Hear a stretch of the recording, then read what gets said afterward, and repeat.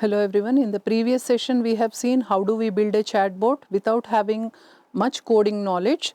Let us see how do we generate text using OpenAI API, that is ChatGPT. Text generation can be broken down into some of these steps. Again, I am mentioning in this example also, I am not talking on the coding steps of generating text, only the person without much coding knowledge, how they are able to generate text using the OpenAI GPT API. First, we need to have an OpenAI account, sign up. With existing accounts also you can sign up, or you can register a new account. Once registered, we will get an API key, and that key will help us to interact with the OpenAI's environment. What is this OpenAI API allows us to send a prompt wherein the model will take the prompt and it can generate continuous response based on the request we have given. Similarly, you can have an option of selecting which GPT model you want to use. Do you want to use GPT-3, GPT-4? Depending on the requirement, you have the option to select. Naturally, GPT-4 is more advanced compared to GPT-3. And what are the types of request parameters we can give? We can give a prompt in order to say, for example, I want my GPT to complete a sentence, right?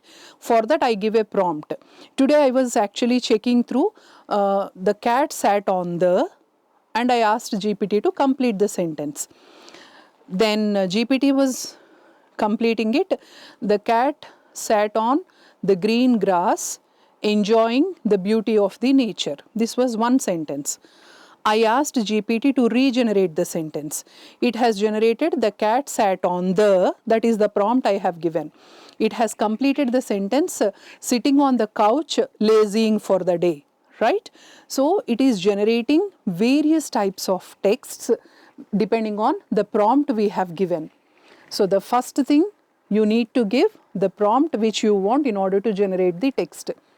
Max tokens, say for example, if I had given it complete the sentence in 1 token or 2 tokens, it might have told sat on the grass, sat on the couch, and it will stop there.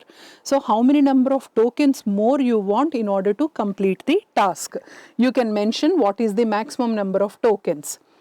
Temperature, whenever you are mentioning temperature, it is like the randomness you want. Low temperature means you don't want that randomness, you want to confine to a specific thing, and temperature more means you are expecting more diverse responses from the GPT.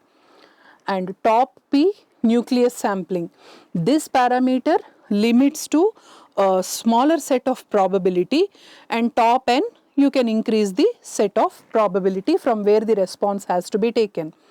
Stop sequences, it is like keep on generating the content, stop at the place where I get the token. It is like keep on generating the paragraph, stop at a sentence where you encounter new keyword, say for example. So the moment it generates the paragraph, if at all somewhere we find the keyword new, it will stop generating. So stopping sequences can also be mentioned when you are generating the text. Once you give all the features, the text will be generated depending on the prompt and the additional information we have mentioned.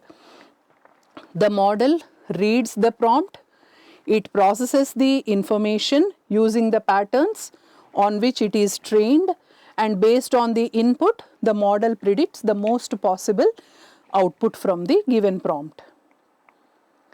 What are the possible use cases of text generation? These are the possible applications wherein text generation is very frequently used.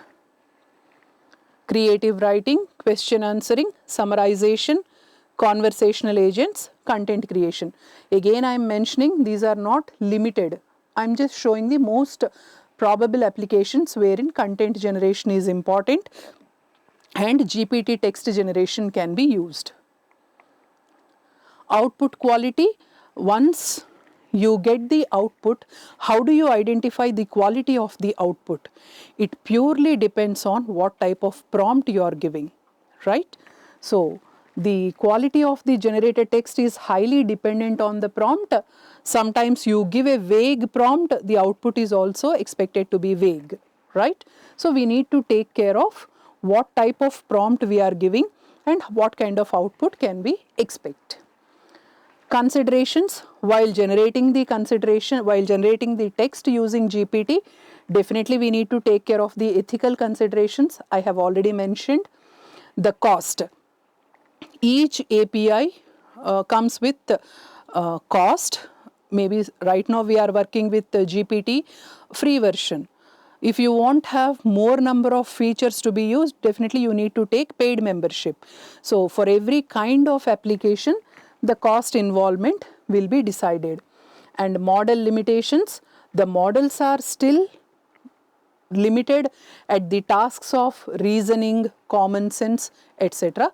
So depending on the task, whether I can completely rely on the output of the model or not is to be decided. And accessing the API without coding, in my previous session and this session, my major concentration is on working with the OpenAI models without or with very less coding knowledge. So ChatGPT, it is available on the OpenAI's website. Without having any knowledge, we are able to work with OpenAI models.